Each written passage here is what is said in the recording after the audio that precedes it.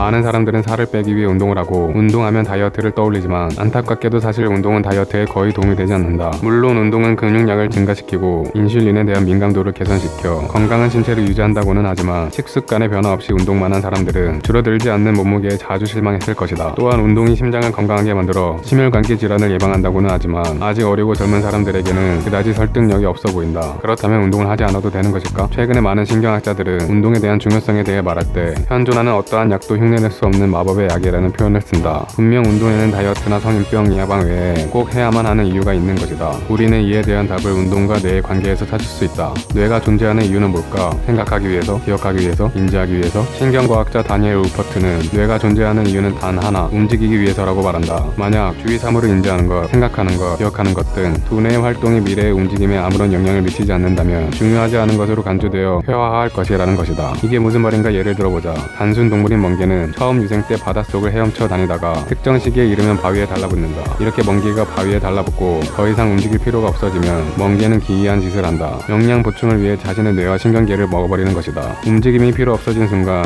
멍게에게 뇌는 사치품으로 전락해버리는 것이다. 포유류 동물의 경우도 마찬가지다. 코알라의 뇌는 40%가 뇌척수액으로 가득 차 있는데 이 빈 공간은 예전 코알라의 조상들이 지금보다 더 큰 뇌를 가지고 있었다는 것을 의미한다. 점점 몸을 움직이지 않고 느릿느릿 유칼립투스 나뭇잎이나 뜯어먹는 방식으로 적응해버린 코알라에게 에너지만 잡아먹는 큰 두뇌가 필요 없어진 것이다. 그러면 얘는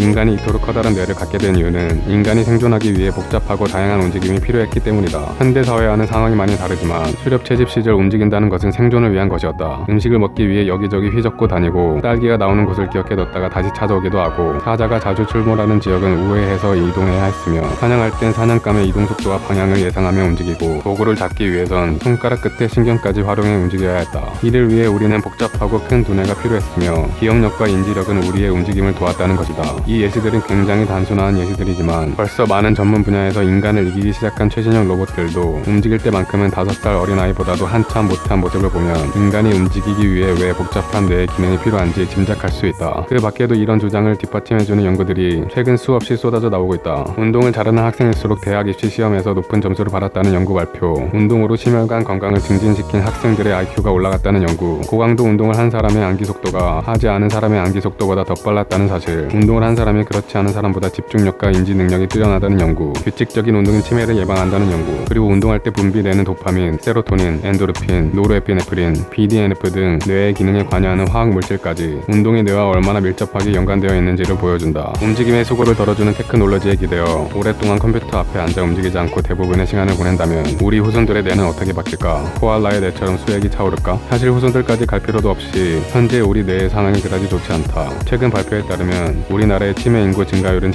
11.7%로 세계에서 가장 빠른 증가율을 보이고 있고 우리 현대인들의 뇌 크기가 2만 년 전보다 테니스공만큼 작아졌다고 한다. 중요성을 인지한 여러 나라에선 벌써 학생들의 체육 활동 시간을 늘리는 추세이며 우리나라 민사고 학생들은 아침 6시에 일어나 6시 반부터 7시까지 운동을 한다고 한다. 운동을 하는 목적이 이제 바뀌어야 할 때이다. 우리에게 운동은 너무 과소평가되어 있다.